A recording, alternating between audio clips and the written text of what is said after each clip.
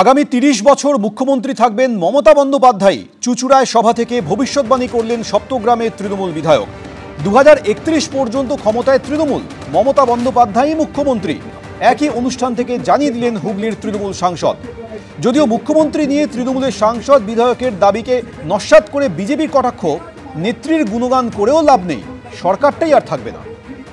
2026 কেন, 2030-31 অব্দি তৃণমূল কংগ্রেসই আছে এবং তৃণমূল কংগ্রেস থাকবে এবং মাননীয় মুখ্যমন্ত্রী আমাদের পাশে থাকবেন এবং ওনার ছত্রছায়ায় আমাদের পুরো পশ্চিমবাংলা থাকবে। শুধু মাথায় রাখবেন, আপনাদের সাংসদ আপনাদের পাশে আছে, আপনাদের সাথে আছে সবসময়। দিদি এখনো 30 বছর বাংলার মুখ্যমন্ত্রী থাকবে, কারণ আমরা মানুষের নার্ভ বুঝি। আমি সকাল থেকে রাত্রি পর্যন্ত গ্রামে ঘুরি,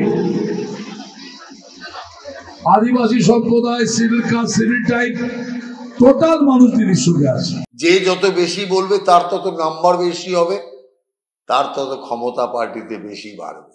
এ আরেক ধরনের যে অয়েলিং এর একটা প্রসেস। সেই কারণে তৃণমূল যদি ঠিক করে দেবে, তৃণমূলের নেতা নেত্রী ঠিক করে দেবে মমতা ব্যানার্জির সরকার কতদিন থাকবে, তাহলে তো আমি মনে করি জনগণকে অপমান করা। অতএব এসআইআর হবে, মমতা ব্যানার্জির বিদায় নিশ্চিত, এটা তৃণমূলের নেতারা জেনে রাখুক। তার কারণ ভুয়া ভোটে নির্বাচিত তৃণমূল সরকার আর ফিরতে পারবে না।